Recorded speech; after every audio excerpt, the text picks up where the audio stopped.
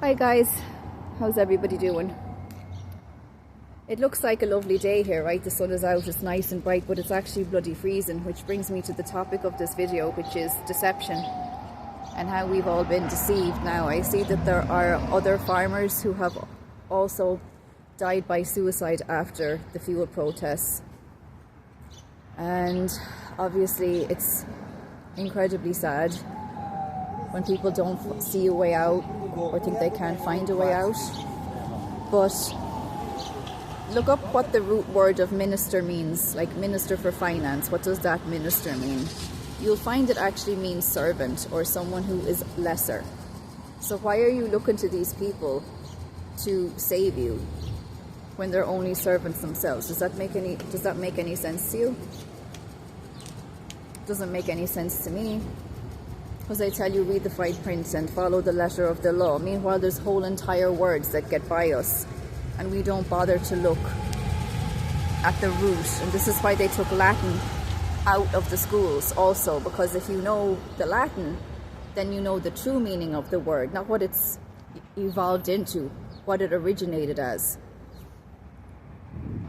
And I just want to talk for a moment about my mom's Uncle Dick, because to me his life sort of sums up what it is to have moral courage, or how it is to really face adversity. So first of all, he was the youngest of 13 children. His mom died when he was only 14, and his dad was one of those people where religion makes them crazy. He was just a religious whack job. So Dick was like, I'm not staying here. He joined an acting troupe and he toured all around. And then he decided he would become a carpenter. So he's working in England, and then World War II breaks out and they want to sign guys up to go and fight. And he doesn't want to do that. He doesn't agree with war or harming people. That was his whole thing always, was do no harm.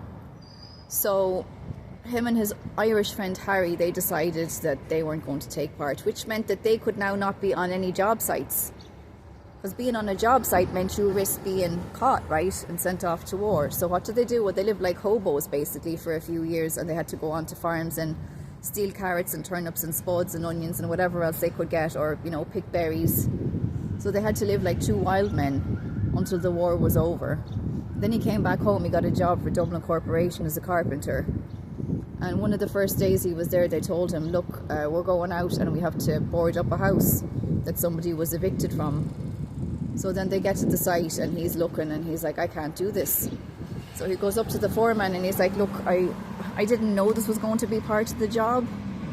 Unfortunately, I can't participate in this. It goes against everything that I believe in. So the foreman said, okay. And he wasn't sure if he was going to still have a job or not. Now, it turned out that they kept him on, but obviously he could never get a raise. He could never be a foreman. So by doing that, he couldn't go any higher.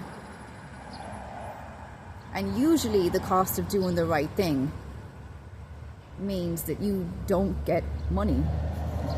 Right? That's their punishment. That's their punishment when we don't go along with their systems, is we don't get money. But here's the thing about money, and I've spoken about this before. This is a dollar bill. This is made mainly of cotton. Black Americans pick cotton for 200 years for nothing. So I could have this rag in my pocket today.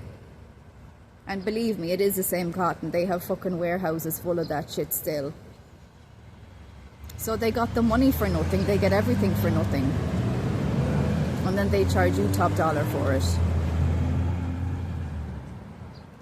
When you get a loan and you sign, they print 19 times that amount of money that they put in their bank.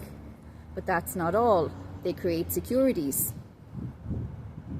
The securities get traded on the stock exchange, and those can be traded forever and ever. So it just keeps multiplying, keeps making money, and then you get screwed, having to pay back money that never existed for your whole life. I'm only here to spite the fucks. That's the only reason I'm here. I know how badly they want me dead, and just for that reason alone, I am like, I'm here for as long as I can be here. For as long as I can hold my defiant fuck you frequency here in this kip, I will be here.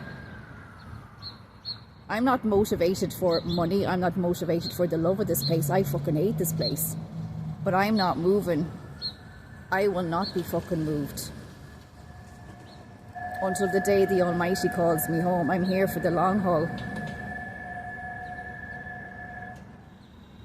So I don't know what it takes for people to understand that money is fucking cotton rags just dyed.